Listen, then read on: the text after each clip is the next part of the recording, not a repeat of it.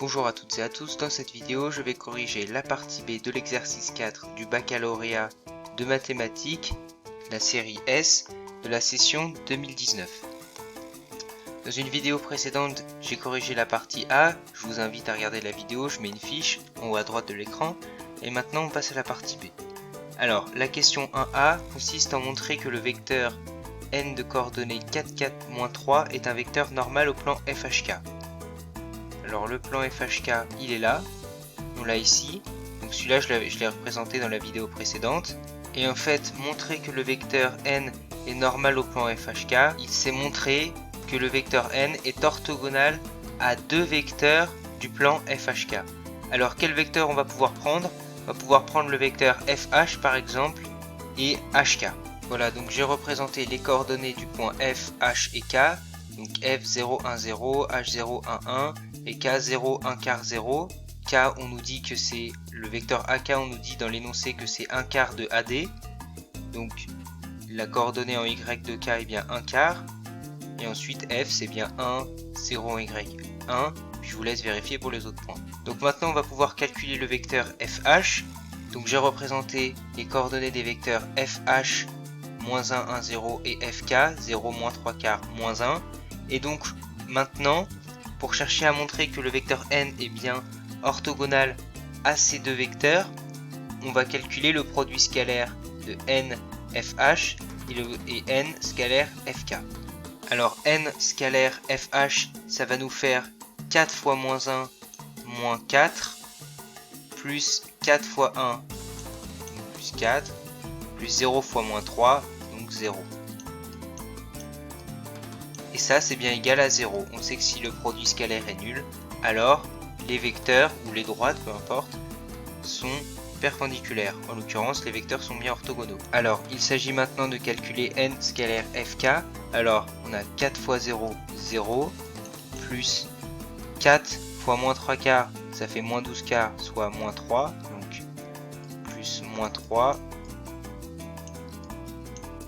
plus -3 fois -1, plus 3. Et ceci c'est bien égal à 0. 0 plus -3, -3, -3 plus 3, 0. Donc la phrase réponse, je la fais à l'oral, comme celles qui vont suivre normalement. Comme le vecteur n de coordonnées 4, 4, -3 scalaire, le vecteur FH puis n scalaire FK est égal à 0, alors on en conclut que n est orthogonal au vecteur FH et FK. Donc comme n est orthogonal à deux vecteurs du plan FHK, FH et HK, comme n est bien orthogonal à deux vecteurs de ce plan, on a bien n 4, 4, -3 qui est bien un vecteur normal du plan FHK. Maintenant dans la question 1b, on nous demande de déduire qu'une équation cartésienne du plan FHK c'est 4x plus 4y moins 3z moins 1 égale 0. Alors pour les coefficients en x, y et z, ça va aller très vite, puisqu'on sait qu'une équation cartésienne de plan a pour forme ax plus by plus cz plus d égale à 0, avec les coefficients a, b et c qui sont ceux du vecteur normal au plan, et ensuite il ne nous restera plus qu'à déterminer la constante. Donc si on récapitule, on a bien une équation cartésienne du plan FHK, 4x plus 4y moins 3z plus d égale à 0.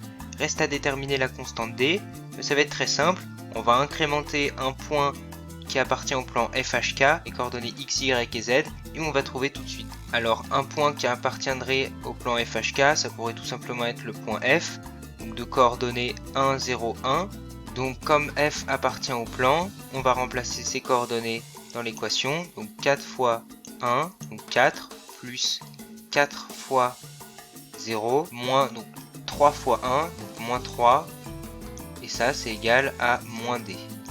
Donc comme f appartient au plan FHK, on n'a plus qu'à incrémenter ces coordonnées dans l'équation, et donc on a 4 fois 1, plus 0, plus 4 fois 0, donc 0, moins 3 fois 1, moins 3, égale à moins d. Et donc comme 1 égale à moins d, on en déduit que d égale moins 1. Et donc on a bien notre équation cartésienne du plan FHK, qui est 4x plus 4y moins 3z, moins 1 égale à 0. Maintenant on nous demande de déterminer une équation cartésienne du plan P.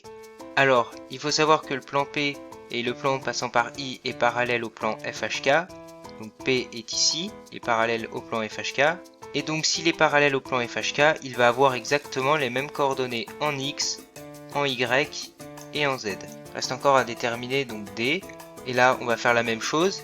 Un point qui appartient au plan P, on n'a qu'à dire I par exemple.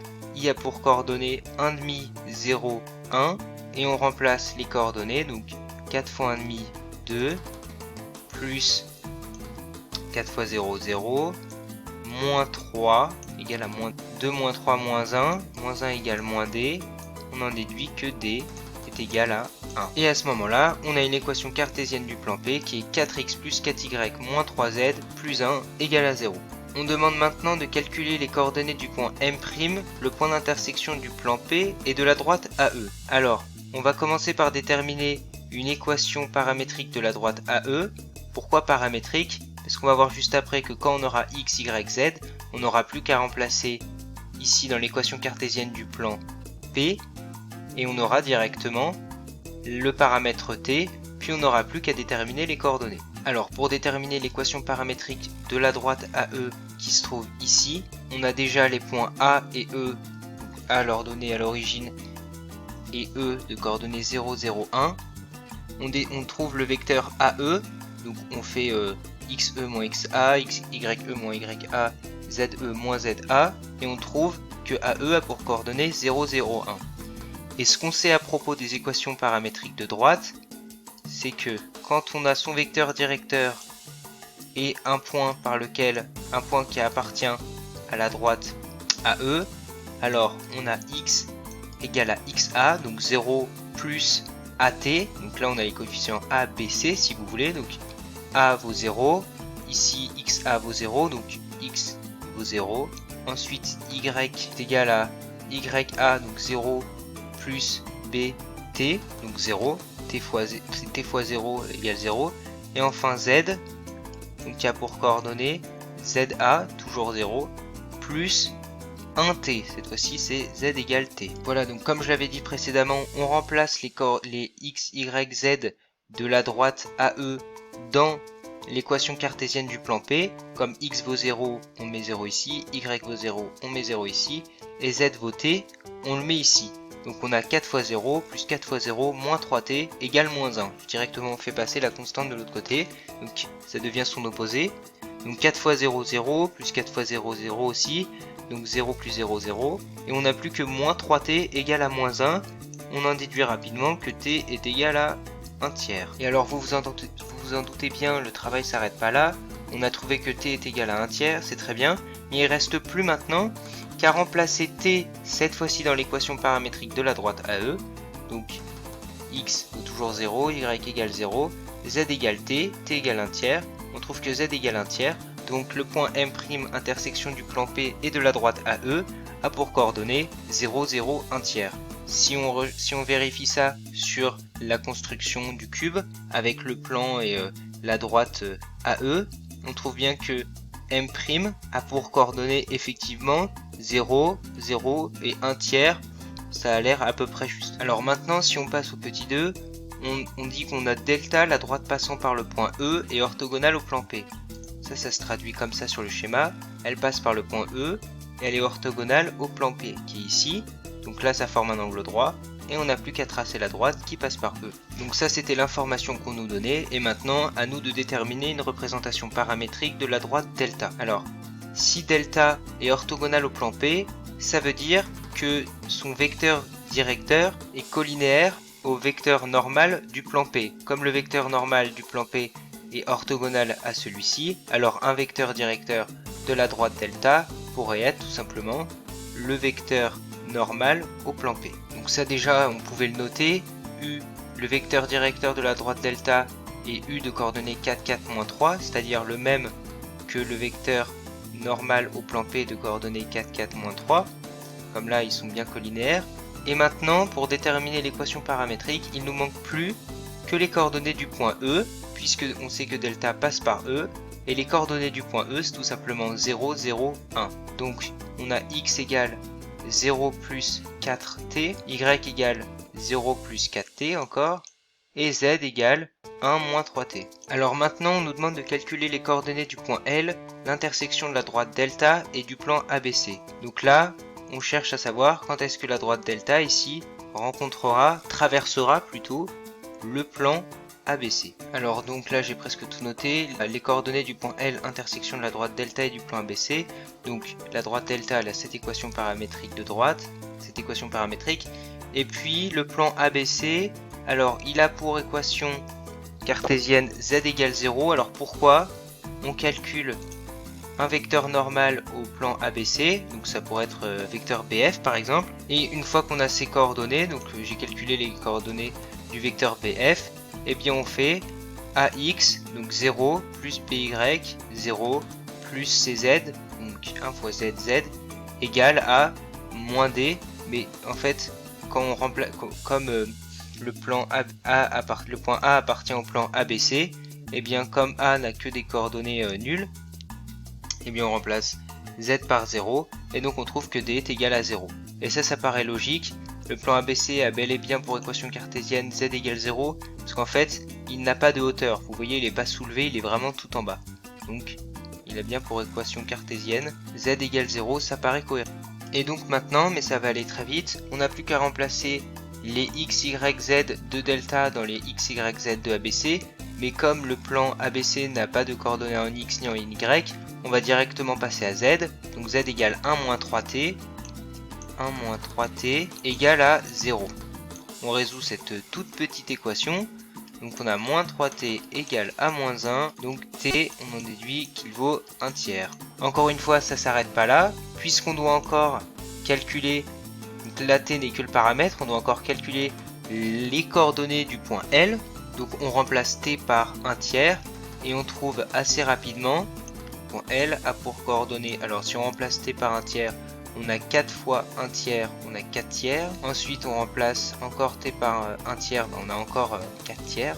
Et enfin, si on remplace dans z t égale 1 tiers, là ça nous fait 3, donc ça nous fait 3 sur 3, donc 1, 1 moins 1, 0. Elle a pour coordonnées 4 tiers, 0. Donc juste pour se le représenter rapidement, on a l'équation, on a donc la droite delta passant par E orthogonale au plan P, et donc ici, L, c'était l'intersection de la droite delta avec le plan ABC. Et donc on trouve en fait assez rapidement que si nos coordonnées de L sont 4 tiers, donc je l'avais représenté juste avant, 4 tiers, 0, et bien vous retrouvez L à peu près à ce niveau-là. Donc c'est ici que la droite delta traverse le plan AB. Donc juste après, il nous demandait de tracer la droite delta en annexe. Donc bon, on l'a représenté, je l'avais représenté à l'avance, mais bon, si vous le faites, elle passe par E, elle est orthogonale au plan P, elle passe aussi par le point L de coordonnées 4 tiers, 0, elle traverse le plan ABC au point 4 tiers, 0, on retrouve bien tout ça. Et donc maintenant la dernière question, on nous demande, les droites delta et BF sont-elles séquentes? Alors pour savoir si les droites delta et BF sont séquentes, déjà on va regarder, on a BF et delta. On a une équation paramétrique de la droite delta, on va essayer d'en déterminer une équation paramétrique de la droite BF, et comme ça, on pourra résoudre un petit système. Donc j'avais précédemment déterminé le vecteur BF, et maintenant on a directement l'équation paramétrique de la droite BF, parce qu'on a xb donc 1 plus 0t, 1, ensuite yb donc 0 plus 0t, bon y égale 0, et z égale donc 0 plus t. Donc voilà le système dont je vous parlais. Ici on cherche à trouver si les droites delta et BF sont séquentes. Donc du coup on va résoudre ce système.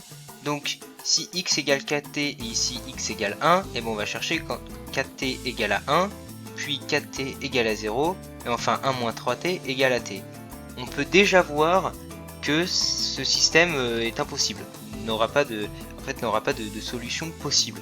Alors on va rapidement le faire, mais du coup on trouve que 4t égale à 1, soit que t ici doit être égal à 1 quart, ensuite t doit être égal ici à 0 forcément, si 4t égale à 0, t est forcément égal à 0, puis ensuite 1 moins 3t égale à t, donc si on fait passer ça de l'autre côté, on a moins 3t moins t, on a moins 4t, moins 4t égale à moins 1, on a t égale... Et donc ici, il y a contradiction, puisque t ne peut pas être égal à la fois à 1/4 et à 0, donc ce système est impossible, et donc on en déduit que les droites delta et bf ne sont pas séquentes, puisque le système n'a pas de solution.